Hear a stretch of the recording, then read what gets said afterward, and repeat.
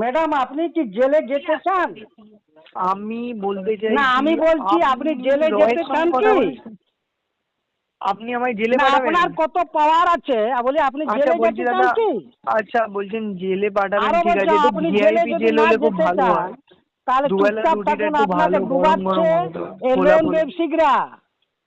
আপনাকে কেউ বাঁচাতে পারিবে না। প্রয়োজনে আমি আমি বাঁচতে রাজ্যসভায় চাই না লোকসভায় দাদা। বিল পেশ করা হবে। দাদা দাদা আমি বাঁচতে চাই না। আপনি না একটা তাহলে কাজ আপনি করুন দাদা, আমার নামে কেস আমাকে না করবেন। জেলে ঢোকাবেন না, বুঝলেন তো? আমাকে মোড়ে, কোনো একটা রাস্তার মোড়ে, চওড়া মোড়ে। আপনি তাহলে এক কাজ করুন ম্যাডাম, আপনাকে যে লোন ব্যবসায়ীরা ধর ডুবাচ্ছে আপনি ম্যাডাম, আমি মুসলমান। আমি স্যার বলছি। স্যার আপনারা হ্যাঁ, নিজের ভুলে কি করলেন জানেন? কি করলো? আপনারা 2-4 দিন 15 দিনের মধ্যে প্রমাণ পেয়ে যাবেন।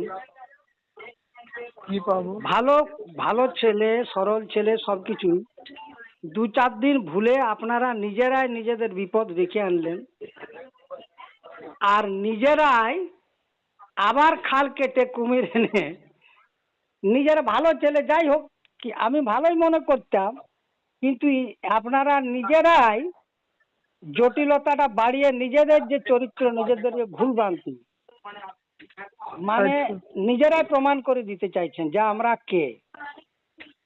কারণ আমরা কি? পরবর্তীকালে ইনকোয়ারি হবে ক্ষুদিরাম পালকে, আপনারা কে, ক্ষুদিরাম পাল কি করে, আপনারা কি করেন, কার টাকা, কার টাকায় ব্যবসা করছেন, এই টাকার মালিককে, যিনি ফোন করেছিলেন তিনিও মুসলমান, যিনি এসপি বলে নাম্বার দিয়েছিলেন তিনিও মুসলমান। আমি বলছি আপনারা নিজেরাই এমন একটা বিপদ ডেকে আনলেন, এখনো আনেন নাই, তবে আনবেন। আমি চাইছি যাতে বিপদটা ডেকে আনেন। আমি জানি আমি 2-3-4 দিন হয়তো জেলে থাকবো, তবে গভর্নমেন্টকে জানাই দিব যে ভারতবর্ষের এরকম হনুমান ভক্ত, রাম ভক্ত হনুমান সরকার থাকার ফলে আইএসআই, খালিস্তান, বিদেশি শক্তি, চীন, আমেরিকা কিভাবে ককরোচ দল তৈরি করেছে দিল্লিতে, সেটাও কিন্তু আমি প্রমাণ করে দিব। কার টাকা সেটাও প্রমাণ করে দিব।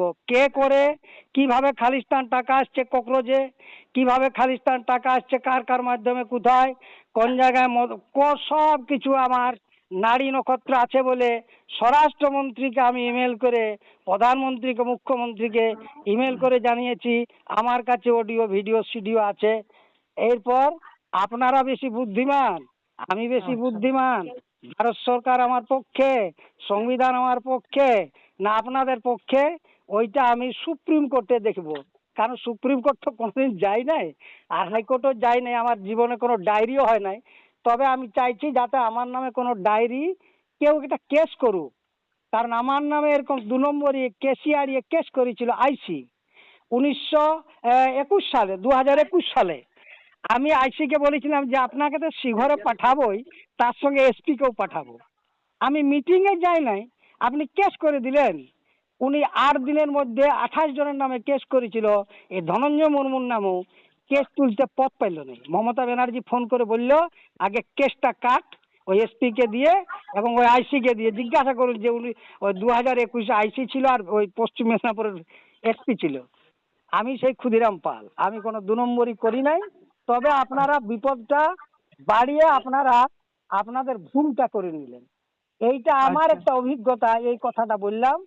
তো যদি বেশি না বাড়াবাড়ি করেন তাহলে হয়তো ওই শুনুন না বিপদটা ক্ষুদিরাম আসবে না। বাবু, এবার একটা কথা বলি।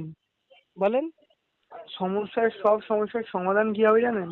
একটা ভালো দেখে যদি মাথার ডাক্তার দেখান না আপনি, এই আমি এই জন্য সব বলছি সমস্যার সমাধান আপনি। ডাক্তার একটা দেখিয়ে দেন তো। আমার মনে হয় না, আপনার কোথাও একটা চোট লেগেছে, আর সেই আপনি গোল সার্কেলে ঘুরেই যাচ্ছেন, ঘুরেই যাচ্ছেন। বুঝতে পেরেছেন? ঠিক আছে, আমি আমার কথা বললাম একটুকু। কারণ আপনাকে আমি আমি শুনুন না, আপনাকে আমি স্যার কি এক বলছি, এক মিনিট শুনুন। আপনি একবার ডাক্তারটা ভালো